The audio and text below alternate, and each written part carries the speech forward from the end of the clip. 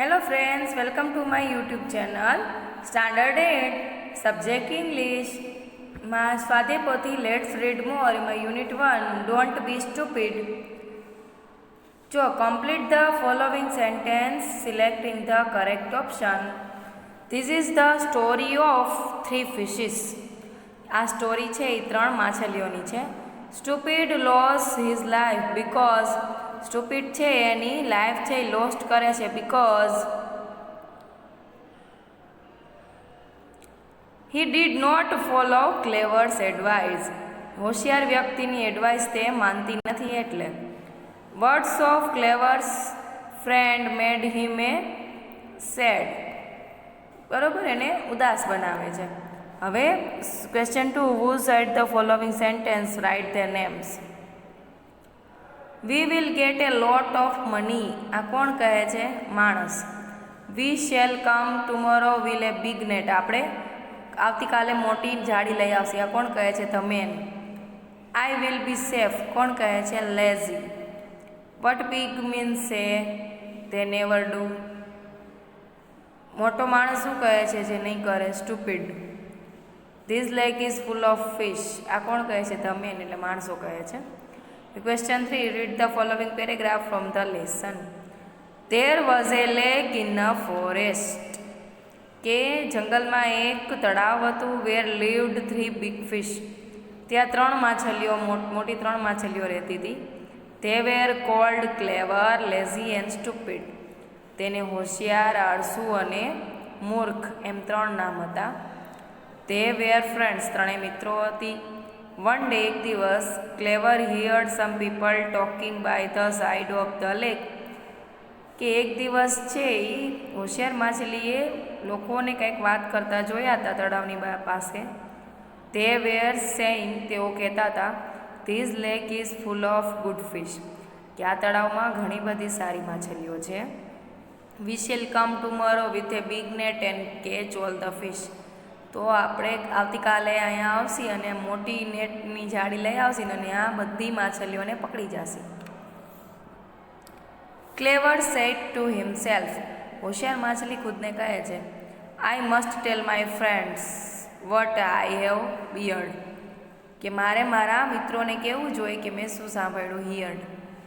Hour lives are a danger. અમારી બધીની જે જાન છે એ ખતરામાં છે. We must go for away from here. આપણે અહીંથી ચાલ્યું જવું જોઈએ. So clever went to lazy and stupid and told them. તો ક્લેવર એટલે હોશિયાર માછલી છે એ આળસુ માછલી અને મૂર્ખ માછલી પાસે જાય છે. માય ડિયર ફ્રેન્ડ્સ, મારા વાલા મિત્રો, we have to leave this lake. આપણે આ તળાવ છોડવું જોશે. There are some bad men who are planning to catch us. થોડા ખરાબ માણસોએ આપણને પકડવાની પ્લાનિંગ બનાવી, યોજના બનાવી છે. We have to go away quickly. તો આપણે અહીંથી ચાલ્યું જવું જોઈએ. But lazy said. પરંતુ આળસુ માછલી કહે છે, I have lived here for long and. હું અહીંયા લાંબા સમયથી રહું છું અને don't want to leave this place. અને અહીંથી મારે જવું નથી. હવે પેરેગ્રાફ ઉપરથી ક્વેશ્ચન આન્સર જોઈએ આપણે. What were the fish called. Fish શું કહે છે? The fish were called clever, lazy and stupid. ત્રણ એના નામ હોય છે. Who hear the man talking. માણસો વાત કરતા હતા એ કોણ સાંભળે છે? The clever hear the man talking. હોશિયાર માછલી છે એ જુએ છે. Who did not want to leave the lake. કોણ તળાવ છોડીને જવા તૈયાર નથી? Lazy did not want to leave the lake because he's lived there for long and don't want to leave that place.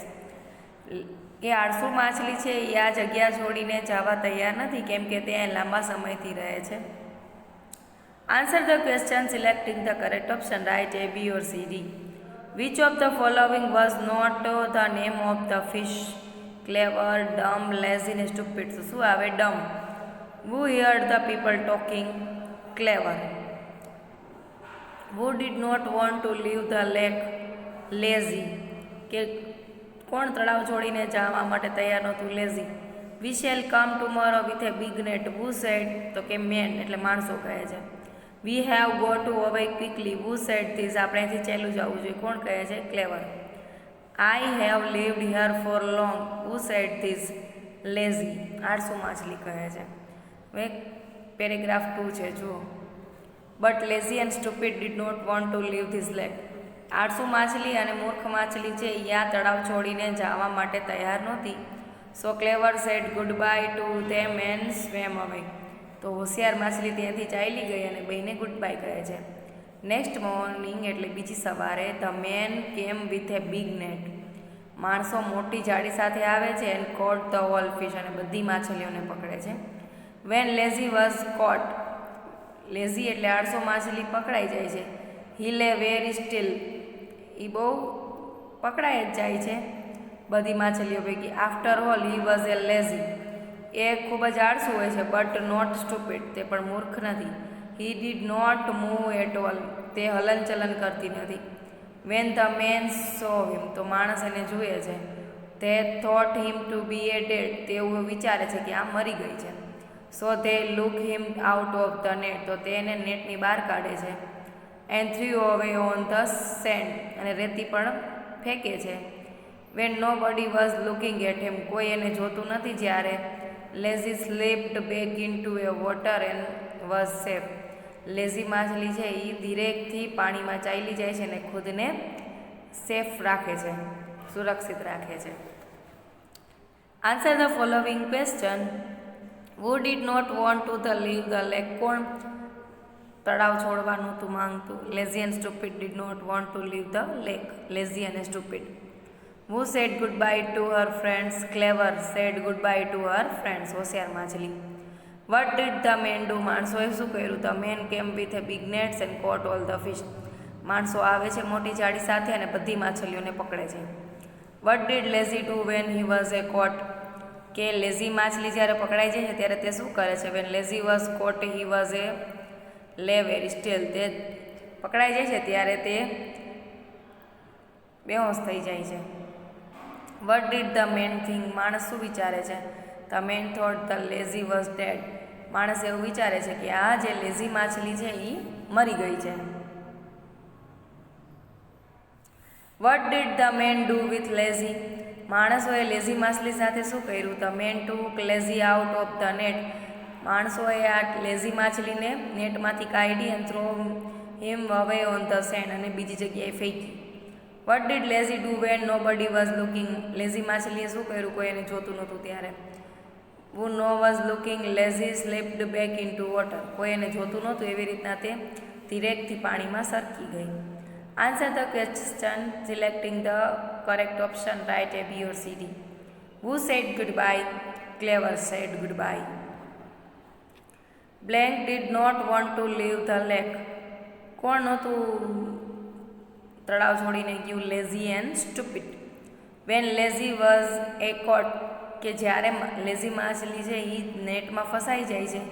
હી લે વેરી સ્ટીલ. તે બેહોશ થઈ જાય છે. Which word in the passage in opposite of live. જીવનનું વિરુદ્ધાર્થી શું થાય? Death એટલે મરવું.